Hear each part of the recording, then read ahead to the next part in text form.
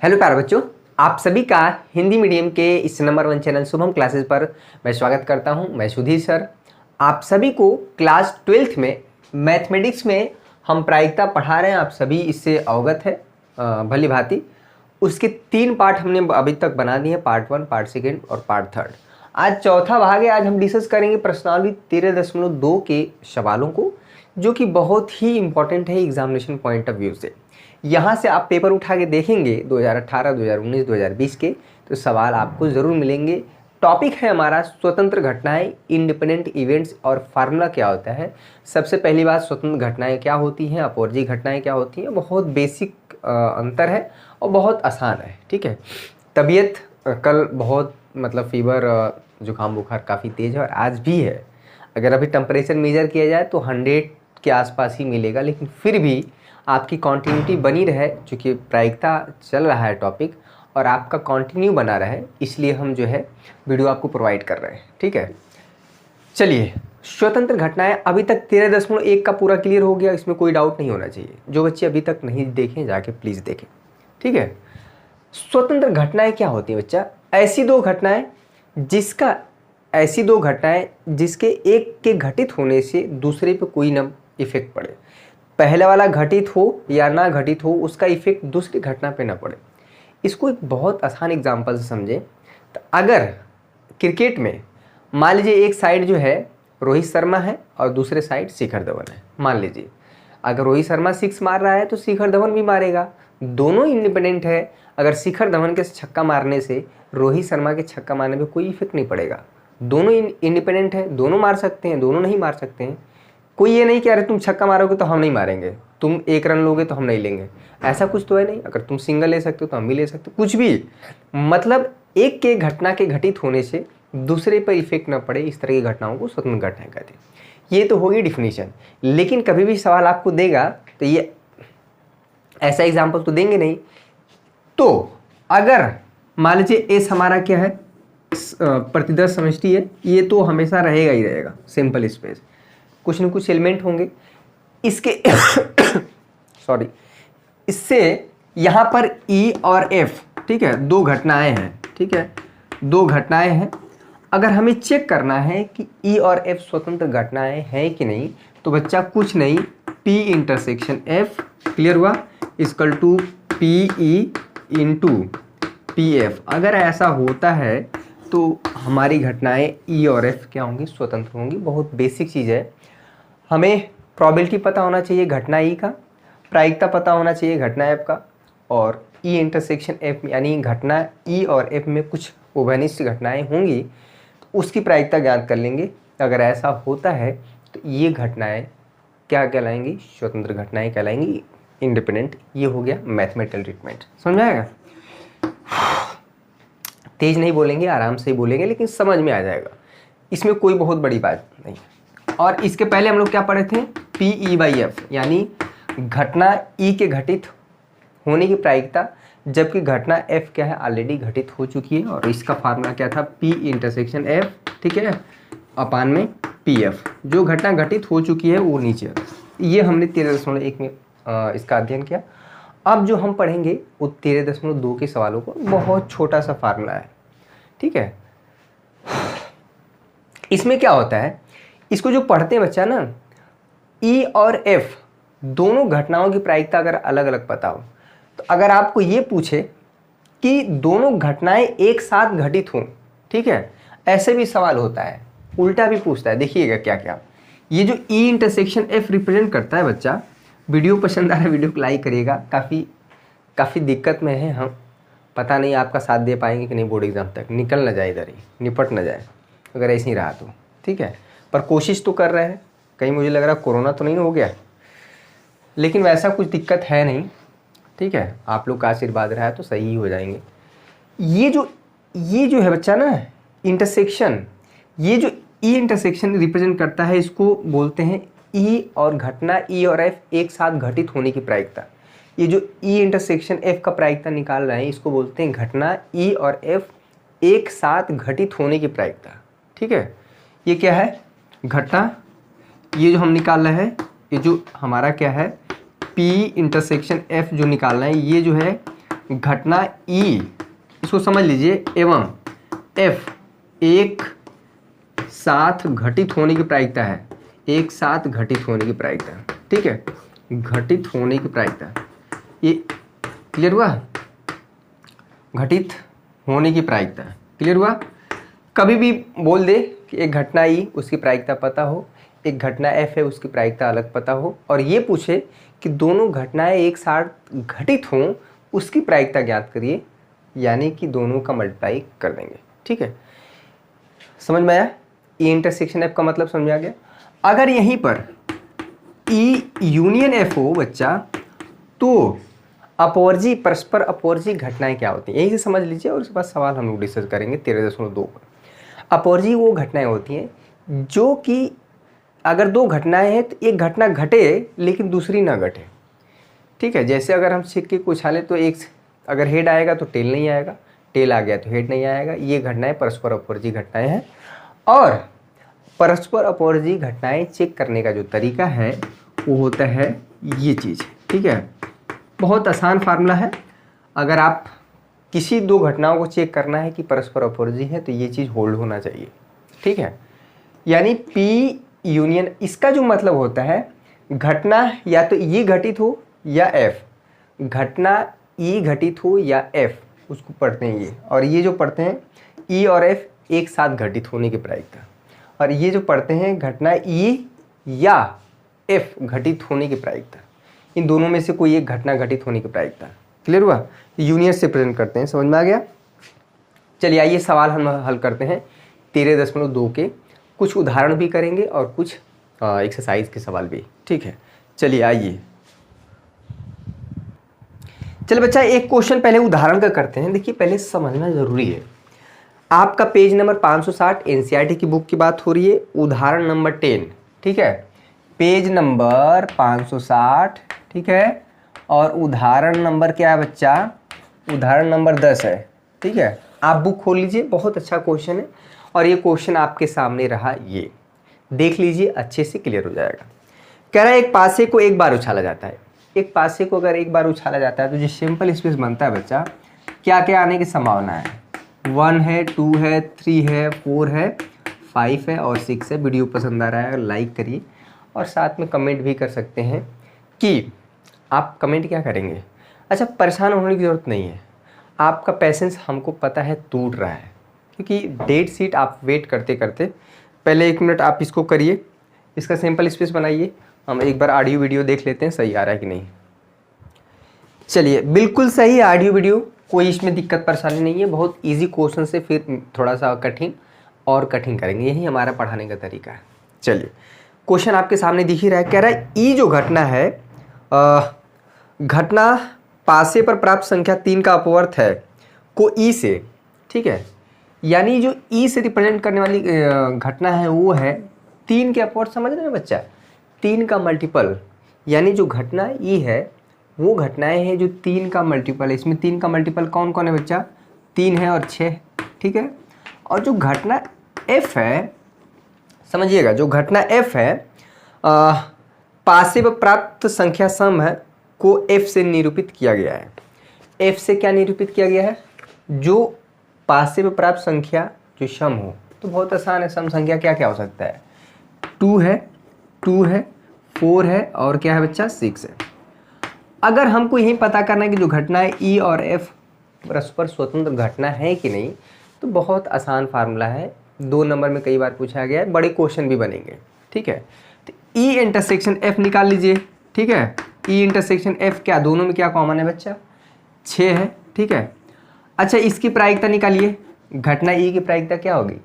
Simple space में total number of element कितने हैं? बहुत आसान, टोटल 6 है, तो यहाँ पे घटना ई की जो प्रायिकता होगी, इसमें कितने एलिमेंट हैं? 2, 2/6। क्लियर हुआ? बोले तो 1/3। जो घटना एफ है बच्चा, इसकी प्रायिकता, देखिए छोटी छोटी चीज़ें हैं, ज़रूर इजी है, लेकिन हम उतने ही गंभीरता से सीखेंगे। यही है सबसे अच्छा तरीका पढ़ने का, और अच्छा हुआ कि हमें टाइम मिल गया, इसी में प्रायिकता भी हमने पढ़ा दिया, ठीक है। इसकी प्रायिकता देखिए, याद करिए क्या है? 3/6 यानी 1/2। अगर इसकी प्रायिकता देखें ई इंटरसेक्शन एफ की, यानी ठीक है घटना ई और एफ साथ साथ घटित होने की प्रायिकता अगर ज्ञात करें तो हमारा बहुत आसान है। पी इंटरसेक्शन एफ अगर देखा जाए तो 1/6। ठीक है, अभी अभी संजीव सर हमें ब्लैक टी दे के गए हैं, थैंक यू संजीव सर। लौंग इलायची, काफ़ी मतलब इलायची कड़वी चाय है, ठीक है, हम पी लेते हैं अभी काफ़ी। इसको सॉल्व करिए, चेक करिए कि इंडिपेंडेंट घटना है कि नहीं। चलिए, बहुत बच्चों ने कर लिया होगा तो बहुत आसान है। क्या है? P इंटरसेक्शन F, इसकी प्रायिकता PE इंटू PF। देखते हैं क्या होता है, बराबर आता है। इसकी प्रायिकता क्या बच्चा? 1/6। इसकी प्रायिकता क्या है? 1/2 इंटू 1/3। ठीक है, इसकी प्रायिकता 1/3 है, इसकी प्रायिकता 1/2 है। मल्टीप्लाई करने पर 1/6 आ रहा है। यानी ये दोनों घटनाएं क्या है? स्वतंत्र है। ठीक है, जो घटना E है जो कि 3 का मल्टीपल आने का है, ठीक है, और जो घटना F है कि सम संख्या आए, तो दोनों घटनाएं अगर एक साथ घटित हों तो ये स्वतंत्र घटनाएं हैं। ठीक है, उसकी प्रायिकता हमारा क्लियर हुआ। तो बहुत ज़्यादा जो क्वेश्चन पूछ रहा है ना वही हमें बताना, बहुत ज़्यादा इधर उधर की बातें नहीं करना है। चलिए उदाहरण नंबर दूसरा देख, उदाहरण भी कई बार पूछा जाता है। दूसरा एग्जाम्पल देखिए, इसको हम हटाते हैं। दूसरा एग्जाम्पल, चलिए बच्चा दूसरा क्वेश्चन देखिए, आपके उदाहरण का ही है, पेज नंबर 560 और उदाहरण नंबर 12। बहुत ही इंपॉर्टेंट क्वेश्चन है ये स्वतंत्र घटनाएं का। ठीक है, तो ये क्वेश्चन रहा आपके सामने, ये देख लीजिए। जिनके पास बुक है अच्छी बात है, जिनके पास नहीं है और अच्छी बात है। बुक रहेगा पढ़ना पड़ेगा, पढ़ेंगे टेंशन होगा, ना किताब है ना पढ़ना है ना कोई टेंशन है। ठीक है, चलिए यहाँ पर एग्जाम्पल नंबर 12 करा 3 सिक्कों को उछाला गया। अगर 3 सिक्के को उछाला गया है तो ये इसके आगे हम कुछ नहीं करेंगे, पहले हम तैयार कर लेते हैं सिंपल स्पेस। क्या होगा? तीनों पे हेड आ सकता है, ठीक है, हेड हेड टेल, ये तो कई बार हो चुका है। ये चीज़ हो सकता है या THH, यानी टेल को हम दौड़ा दिए इधर उधर। अब क्या हो सकता है? HTT, ठीक है बच्चा, THT, ठीक है, और क्या है? TTH, और क्या है? तीनों पे टेल आ सकता है। ये कई बार हो चुका है। इसमें देखा जाए तो नंबर ऑफ एलिमेंट यानी सिंपल स्पेस में 8 है, ये बहुत इंपॉर्टेंट है। काउंट करिए, 1 2 3 4 5 6 7 8। अगर अच्छे से आपको स्वतंत्र घटनाओं की डिफिनीशन पता चल गई हो, कैसे चेक करना है, आप एक्सरसाइज से सारे सवाल लगा सकते हैं, इसमें कोई बहुत बड़ी चीज़ नहीं है। ठीक है, सवाल पूछे गए हैं, कह रहा है कि मान लीजिए कि घटना जो ई है 3 चित्त या 3 पट प्राप्त होना है। ठीक है, आपके सामने दिख रहा है जो घटना ई है। चलिए, जो घटना ई है क्या कह रहा है? 3 चित्त या 3 पट हो तो क्या होगा? तो 3 चित्त का मतलब हेड, ठीक है, या तीनों पे पट आए यानी टेल टेल आए। ठीक है, ये घटना यही है ना। और जो घटना, ठीक है, एफ है, जो घटना एफ है, न्यूनतम 2 चित्त प्राप्त होना। मिनिमम क्या? 2 हेड होना चाहिए। न्यूनतम 2 चित्त मतलब हेड। ठीक है, समझिएगा, एफ को क्या है? न्यूनतम 2 चित्त होना चाहिए, यानी अधिकतम हो सकता है लेकिन न्यूनतम 2 होना चाहिए। अगर एक रहेगा तो नहीं लिया जाएगा। तो न्यूनतम कहाँ पे? हेड हेड, चलिए 2 है, यहाँ पे है HHT और यहाँ पे भी है। ठीक है ना, पहले स्थान पे है, कहीं पे भी है रहे लेकिन 2 हेड रहना चाहिए।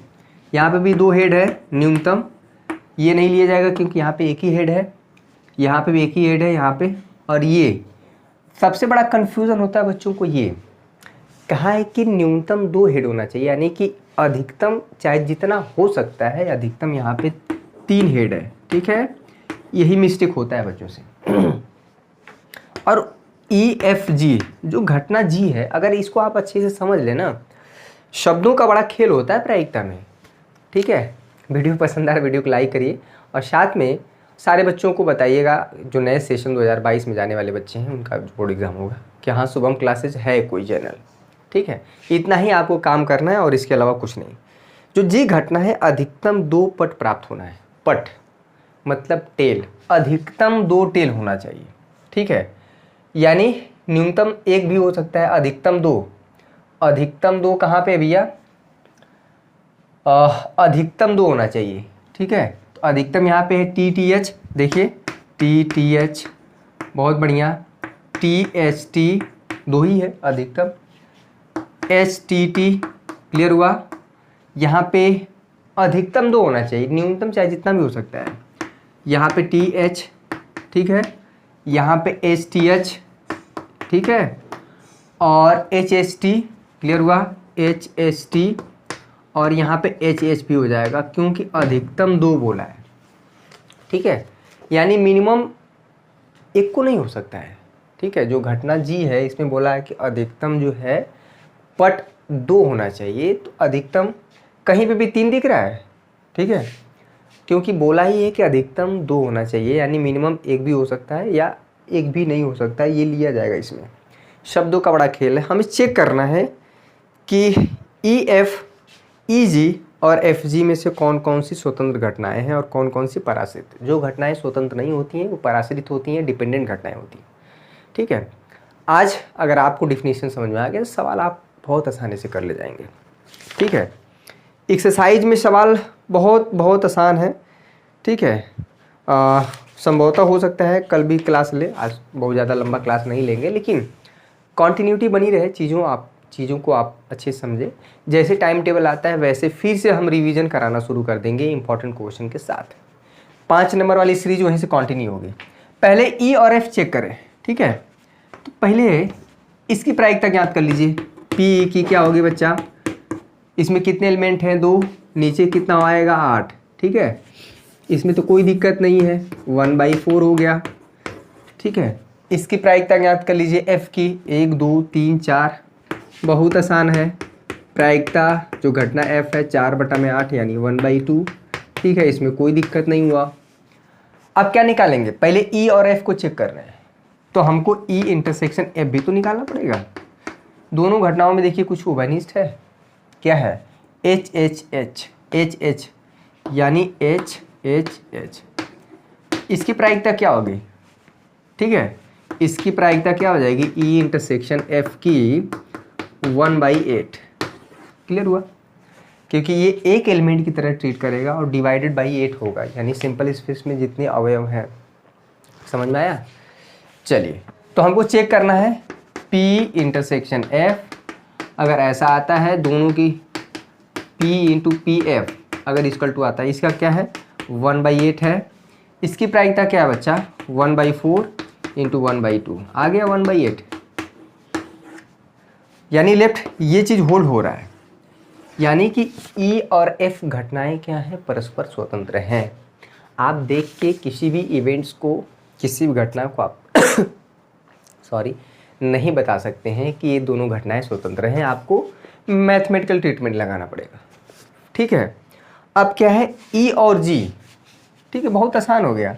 अब इसको चेक करना है E और G को, E इंटरसेक्शन G निकालिए। इसकी प्रायिकता क्या है, इसमें कितने एलिमेंट, 1 2 3 4 5 6 7, यानी कि अगर G की प्रायिकता निकालें 7/8 है। ठीक है, तो बहुत आसान है, किसी भी दोनों E और F स्वतंत्र है, E और G को देख सकते हैं, F और G को देख सकते हैं, बहुत आसान है। ठीक है, ये कंडीशन होल्ड होगा, ये कंडीशन होल्ड होगा तो घटनाएं स्वतंत्र होंगी, अदरवाइज स्वतंत्र नहीं होंगी। और इसको पढ़ते हैं कि E और F जो लिखा गया है इसकी प्रायिकता ज्ञात करते हैं, इसका मतलब है कि दोनों घटनाएं साथ साथ घटित हों, इसकी प्रायिकता निकालना है। E इंटरसेक्शन F लिखने का मतलब होता है E और F दोनों घटनाएं एक साथ घटित हों, ये उसकी प्रायिकता निकल के आती है। अगर दोनों घटनाओं E और F की प्रायिकता अलग अलग ज्ञात हो तो।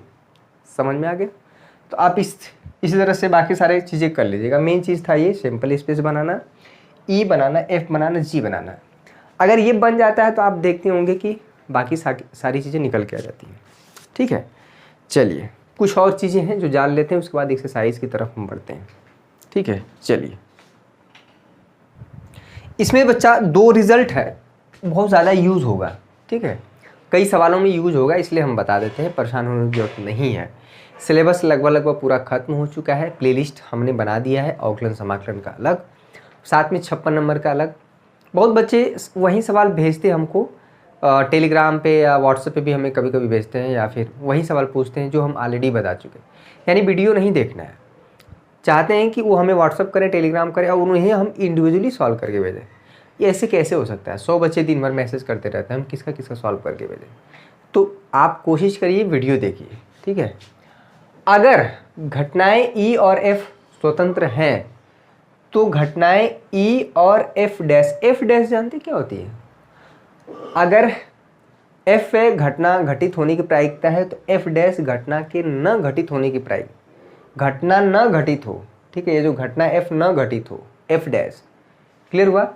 तो कह रहा है कि ई और एफ डैश भी स्वतंत्र होंगी।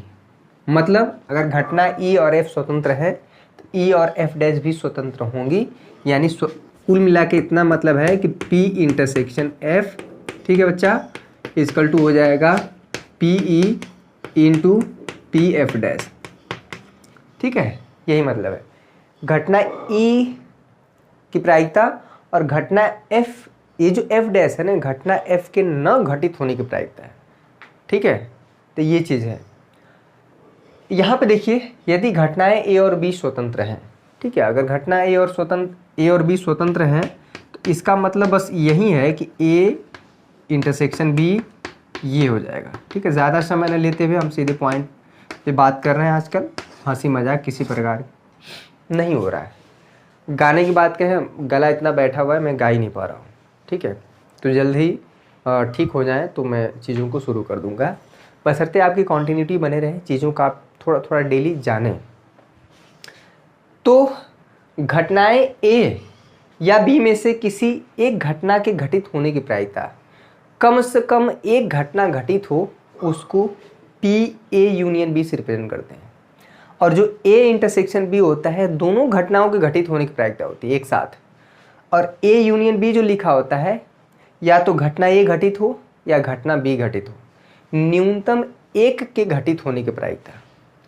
ठीक है, ये शब्दों में बड़ा अंतर होता है, यहीं से बच्चे मार खा जाते हैं। और ये हमारा हो जाएगा जब कभी पूछे कि ए और बी स्वतंत्र घटनाएं हैं तो कम से कम एक घटना घटित हो, चाहे ये घटित हो या बी, उसकी प्रायिकता ज्ञात करिए। तो 1 minus P into A dash into P into B dash. 1 minus P into A dash, समझ रहे ना, घटना ए के न घटित होने की प्रायिकता, घटना बी के न घटित होने की प्रायिकता। अगर किसी की प्रायिकता हमको पता हो तो 1 में से घटा देते हैं तो उसके न घटित होने की प्रायिकता। ठीक है, तो ये दोनों रिजल्ट हमारे एक्सरसाइज 13.2 में काफ़ी यूज होंगे। आइए कुछ सवालों को हल करते हैं, उसके बाद हम धीरे धीरे चीज़ों को सिखा रहे हैं। ठीक है, कंडीशनल प्रोबेबिलिटी बिल्कुल क्लियर हो गया होगा, इसमें कोई दिक्कत नहीं। वीडियो पसंद आ रहा है? मैं बहुत आज आराम से बोल रहा हूँ, ठीक है, नहीं तो हमेशा बहुत एनर्जी के साथ बहुत फुल पावर में रहता था। ठीक है, चलिए आइए एक्सरसाइज 13.2 के सवालों को हल करते हैं। चलिए बच्चा, यहाँ पे 13.2 का पहला क्वेश्चन बहुत आसान है। Probability of A 3/5, probability of B 1/5, और क्वेश्चन में बोल दिया है कि ए और बी हमारी स्वतंत्र घटनाएं हैं। तो बहुत आसान है, पी इंटरसेक्शन बी पूछ रहा है। अगर ए और बी स्वतंत्र घटनाएं हैं बच्चा, तो देखिए फार्मूला अगर दिमाग में बैठ गया तो पी इंटू ए ये चीज़ है हमारा होता है। कब? जब ए और बी हमारी स्वतंत्र घटना है। पहला क्वेश्चन हो गया, यही पूछ रहा है, ये दिया है, कुछ है ही नहीं। क्वेश्चन नंबर दूसरा, एक बच्चे ने कहा सर ताश का पत्ता आप दिखाया नहीं। अगर गांव में आप रहते हैं तो कोई भी ताश वाश खेलता है, जाके देख लीजिए और पूछ लीजिए चिड़ी पान हुकुम और सब क्या होता है, थोड़ा देखिए, आप भी प्रयास करिए। क्वेश्चन नंबर दूसरा देखिए, ठीक है, क्वेश्चन नंबर दूसरा सॉरी, बस आज भर थोड़ा कष्ट झेलिए, बाकी कल से हो सकता है और बेहतर हो जाए। कह रहे 52 पत्तों की 13.2 का दूसरा क्वेश्चन, आपके बुक का सवाल है। ठीक है, पेज नंबर 562। सारे बच्चे बुक खोलें, अदर बुक ना पढ़ें। ठीक है, हरसुरु शर्मा अन्य बुक जो पुरानी बुक है वो ना पढ़ें, एनसीईआरटी की। ठीक है, ये वाली बुक पढ़ना है। क्लियर हुआ? कह रहा 52 पत्तों की एक गड्डी में यादृश्य बिना प्रतिस्थापित किए। ठीक है, यानी जब ताश के पत्ते में से, यानी 52 पत्तों में से अगर एक पत्ता निकाल रहे हैं तो उसमें फिर हम दोबारा नहीं रख रहे हैं। बिना प्रतिस्थापित करने का मतलब होता है कि कोई चीज़ हम निकाल लिए तो फिर उसमें हम नहीं रख रहे हैं, निकाल दिए तो निकाल दिए। ठीक है, प्रतिस्थापित किए 2 पत्ते निकाले गए हैं। 2 पत्ते निकाले गए हैं, दोनों पत्तों के काले रंग होने की प्रायिकता है। बहुत आसान क्वेश्चन। देखिए 2 पत्ते निकाले गए हैं, आप इसको सवाल को हल करने के लिए आप पहले क्या करिए, पहले एक पत्ता निकालिए, ठीक है। और हमने बताया था ताश के 52 पत्तों में बच्चा जो 26 पत्ता होता है, ठीक है, जो क्या होता है 26 पत्ता ब्लैक होता है और 26 पत्ता जो है आपका रेड होता है, ठीक है। ये ब्लैक और रेड। तो कह रहा है कि जो ब्लैक होने की प्रोबेबिलिटी, पहले एक पत्ता निकालिए। तो आप जब हाथ डाल के ऐसे निकालेंगे तो टोटल ब्लैक आने की प्रोबेबिलिटी क्या रहेगी, पहले एक पत्ता निकालिए, ठीक है। यानी कि 26/52 क्लियर हुआ, यानी 1/2 क्लियर हुआ। क्योंकि यहाँ पर आप 2 पत्ते निकाल रहे हैं, पहला पत्ता आपने निकाल लिया जिसकी प्रायिकता क्या है 1/2 है जो ब्लैक आने की। अगर आप फिर से इसको आप उसमें रख नहीं रहे ताश के पत्ते में, यानी इसको आप साइड कर लिए, तो अगर आप देखा जाए अब आप फिर से पत्ता निकालने जा रहे हैं एक दूसरा, तो अगर देखा जाए तो अब पत्ता घट गया है, 52 नहीं, अब कितना बचा 51, और एक पत्ता उसमें से अगर ब्लैक निकल गया है, अब जो ब्लैक बचा 25, ठीक है। अब जो ब्लैक बचा 25, अगर अब आपको उसमें से ताश के पत्ते में से खींचना हो और फिर से वो ब्लैक आए, तो इसकी प्रायिकता, ठीक है, इसको अगर हम कुछ भी कहिए इसको B1 B2 कर दीजिए, ठीक है। तो इस बार क्या हो जाएगा 25/51, समझ रहे हैं। पहली बार आपने जो पत्ता निकाला ब्लैक आने की प्रायिकता 26/52, क्योंकि टोटल 52 पत्ते थे, उसमें 26 पत्ते ब्लैक हैं, तो फेवरेबल कंडीशन यानी अनुकूल स्थिति ऊपर होगी, टोटल स्थिति हमारी 52 यानी 1/2 चांसेस है, 50-50 चांस है ब्लैक आने का। चलिए आपने एक पत्ता निकाल लिया, रख लिया साइड में। अब आप जो है आपके पत्ते में जो 51 पत्ते बचे, ठीक है, और आप यहाँ से ब्लैक एक पत्ता एक निकल गया, तो ब्लैक का बचा 25 और ये 26 रेड है उसमें। तो अगर आप फिर से हाथ डाल के उसमें से निकाल रहे हैं रैंडम, तो ब्लैक आने की फिर से जो प्रायिकता होगी वो होगी 25/51, क्योंकि पत्ता तो अभी 51 नहीं बचा। तो चूंकि ये B1 घटना है और B2 घटना है, दोनों स्वतंत्र हैं, ठीक है। क्यों स्वतंत्र हैं, क्योंकि अगर पहली बार ब्लैक आ रहा है तो दूसरी बार ब्लैक आने के, ये दोनों घटनाएं बिल्कुल स्वतंत्र है। क्योंकि एक बार पहली बार जब आप निकाल रहे हैं तो ब्लैक आ रहा है, तो ऐसा नहीं कि दूसरी बार ब्लैक नहीं आएगा। एक की घटना यानी ये जो घटना B1 है, ये जो घटना B2 है, एक दूसरे पे इफेक्ट नहीं डालेंगे, ठीक है। पहली बार ब्लैक आ रहा है तो आने दो, दूसरी बार आ रहा है तो आने दो, एक दूसरे को कोई इफेक्ट डालेगा नहीं। यानी कि दोनों घटनाएं एक साथ घटित हो, यानी दोनों पत्ता जो है ब्लैक हो, इसकी जो प्रायिकता होगी, ठीक है, यानी वो हो जाएगी दोनों घटनाओं की मल्टीप्लिकेशन, यानी 1/2 25/51, ठीक है, यही होगा। ये हो जाएगा B1 B2, ठीक है। मतलब अगर दोनों पत्ते एक साथ निकाले जाएं, ठीक है, 2 पत्ते एक साथ निकाले जाएं और दोनों ब्लैक हो, यानी 1/2 × 25/51, ये पहली बार ब्लैक आने की और दूसरी बार ब्लैक, और दोनों जो है परस्पर स्वतंत्र हैं। तो ये दोनों ब्लैक आए, एक साथ दोनों ब्लैक आए, ठीक है। तो एक साथ जब दोनों घटनाएं घटित होना, इसका मतलब B1 इंटरसेक्शन B2 से रिप्रेजेंट करते हैं, दोनों को मल्टीप्लाई के बराबर, ठीक है। थोड़ा समझना टिपिकल है, लेकिन अगर एक बार आप फील कर लिए तो हो जाएगा। देखिए बच्चा, एक चीज़ आपको बता दें, क्वेश्चन नंबर, देखिए आपके बुक में क्वेश्चन नंबर 6 बहुत आसान है, जो आपको खुद से करने हैं। क्वेश्चन नंबर 7 बहुत आसान है, क्वेश्चन नंबर 8, ठीक है, क्वेश्चन नंबर 9 बता देंगे, क्वेश्चन नंबर 9 बता देंगे, क्वेश्चन नंबर 10 आपको खुद से करना, 6, 7, 8, 10, ठीक है, इवन 11 भी अगर आप अपने बुक में ट्राई करेंगे, ये सारे क्वेश्चन आपको खुद से करने हैं, ठीक है। इसके अलावा जो वर्ड प्रॉब्लम है, इसमें जितना क्वेश्चन है, क्वेश्चन नंबर 3, 4, 5, ठीक है, जो वर्ड प्रॉब्लम है उसको हम बताएंगे, ठीक है। तो ऐसा करिए कि पहले जितना क्वेश्चन है हमने जो बताया, क्वेश्चन नंबर 6, 7, 8, प्लीज़ आप सारे बच्चे ट्राई करिएगा। और एग्जाम्पल क्वेश्चन हमने बताए, कॉन्सेप्ट भी हमने सिखाया, आई होप आपको पसंद ज़रूर आया होगा। क्योंकि स्वतंत्र घटनाओं को चेक करना है कि ये 2 घटनाएं स्वतंत्र हैं वो उसको थोड़ा समझ पाना, फील कर पाना थोड़ा सा मुश्किल होता है। ठीक है, तो आज तबीयत थोड़ा उतना बेहतर नहीं है, कल तो बिल्कुल ही गड़बड़ था, आज थोड़ा सा बेहतर हुआ तो मैंने क्लास यहाँ पे आपका लगा दिया। आई होप आप कुछ ना कुछ ज़रूर सीखे होंगे। देखिए एक ही दिन में आप पूरा डाइजेस्ट नहीं कर सकते, थोड़ा थोड़ा करके सीखेंगे तो बेहतर होगा, और टाइम टेबल नहीं आया तो हम थोड़ा अच्छे से पढ़ेंगे। ठीक है, तो आज के लिए बस इतना ही मेरे प्यारे बच्चों। अगर आपको ये सेशन पसंद आया होगा, 13.2 के पूरे सवालों को हल करेंगे।